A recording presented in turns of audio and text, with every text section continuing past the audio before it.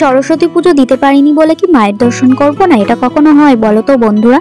তো হ্যাঁ, তোমরা ঠিকই শুনেছো, আবার আমি আর পুজো দিতে পারলাম না। তো তোমরা কে কে পুজো দিয়েছো অবশ্যই জানিও। তো পুরো ভিডিওটা দেখতে থাকো, কেন পুজো দিলাম না সেটা তোমাদেরকে বলছি। তো দেখো, সকাল সকাল উঠে স্নান করে নিয়েছিলাম, কারণ পুজো না দিতে পারলেও সকালবেলায় তো স্নান টান সেরে বাড়ির পুজোটা তো দিতে হবে, সেই জন্য বাড়ির পুজোটা দিয়ে নিয়েছি। তারপরে রান্না বান্না করার জন্য রান্নাঘরে চলে গেছিলাম। তো এই দেখো, এইদিকে ক্যাডবেরির সাথে আমি তার আগে একটু খেলাধুলো করে নিচ্ছিলাম। তো তোমাদেরকে বলি আমি পুজোটা কেন দিতে পারলাম না। তো আমাদের একটা কালসূচ আছে, তো যাই হোক, কালসূচের মধ্যে হচ্ছে পুজো পার্বণ দিতে নেই 1 বছর না হলে, তোমরা নিশ্চয়ই জানো সেটা। সেই কারণে আমরা আর এবার পুজো দিতে পারলাম না। তো এখন আমি রান্নাঘরে রান্না করতে চলে এসেছি। আর সকালবেলায় স্নান করেছিলাম, সেই জন্য দেখো চুলগুলো ভেজা, তাই চুলগুলো খুলে রেখেছি, কিন্তু চুল খুলে রান্না করতে নেই, সেজন্য এক্ষুনি আমি চুলটা গুটিয়ে নেব, সেজন্য পিছনে ক্লিপটা নিয়েই চলে এসেছি। দেখো, আর এই যে এখন উনুনটা ধরিয়ে নিচ্ছি, পাটকাঠিতে আগুন ধরাচ্ছিলাম, বারবার করে নিভে যাচ্ছিল, তারপরে যাই হোক ধরে গেল। তো এখন আমি চুলটা বেঁধে নিই আর রান্না বান্না সেরেই তারপরে তোমাদেরকে আমাদের পাড়ার পুজোর ওইখানে নিয়ে যাব, আমাদের এখানে যে সরস্বতী পুজো হচ্ছে মায়ের দর্শন করাতে। তো তোমরা এবার কে কে পুজো দিয়েছো অবশ্যই কমেন্ট করে জানিও, আর সরস্বতী পুজো সবার কেমন কাটলো সবাই জানিও। তো যাই হোক, এখন আমি রান্না বান্না করে নিচ্ছি। তো বন্ধুরা, রান্না বান্না হয়ে গেছে দেখতেই পাচ্ছ। তো এখন আমি খাবো কুল। তো দেখো, কুল মাখা খেতে তোমরা কে কে পছন্দ করো? আমার কিন্তু কুল মাখাটা অতটা পছন্দ হয় না। তো তোমরা অবশ্যই কুল মাখা খেতে পারো, এরকম কুল গাছ থেকে পেড়ে কিংবা কুড়িয়ে ধনে পাতা দিয়ে কাঁচা লঙ্কা দিয়ে মেখে খেতে বেশ ভালোই লাগে।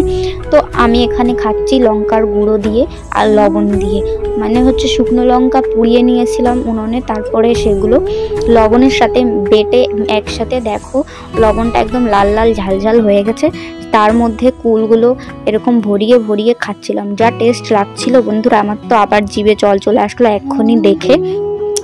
তো যাই হোক, তোমরা কারা কারা এইভাবে কুল খেতে পছন্দ করো অবশ্যই জানিও। আমার তো কুল মাখা থেকে এভাবে খেতে বেশি ভালো লাগে। তো যাই হোক, এভাবে খাচ্ছিলাম। তো কুল মাখা খাওয়ার পর বন্ধুরা আবার খেতে বসে গেছি এখন চাটনি। তো এটা হচ্ছে জলপাইয়ের চাটনি। তো চাটনি আচার তোমরা যেটাই বলো না কেন, তো এখন জলপাইয়ের চাটনিটা খাচ্ছি, এটাও খেতে বেশ টেস্টি হয়েছিল খুবই।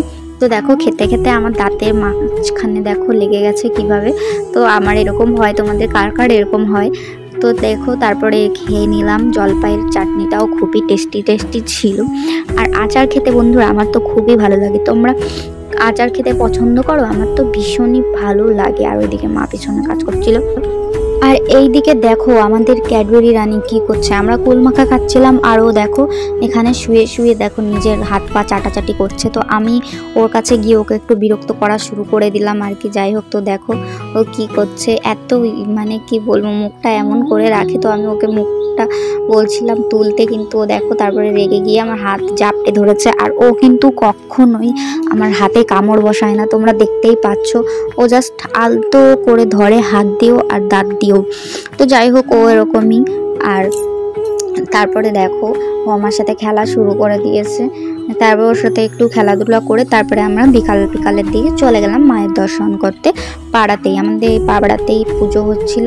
এখানে আশেপাশে অনেকগুলোই পুজো হচ্ছিল, কিন্তু এটা আমাদের বাড়ি থেকে একটু কাছেই ছিল, সেই জন্য চলে গেলাম এখানে মায়ের দর্শন করতে। তো দেখলাম ভালোই সুন্দর এখানে পুজো হয়েছে। তো প্রসাদ টোসাদ খেয়ে তারপরে বাড়ি চলে আসলাম। তো এই দেখো, এসে দেখি ক্যাডবেরি এখানে মাটির মধ্যে চুপ করে বসে আছে মন খারাপ করে। তো ভিডিওটা ভালো লাগলে অবশ্যই লাইক, কমেন্ট আর শেয়ার, সাবস্ক্রাইব করে বন্ধুরা পাশে থেকো।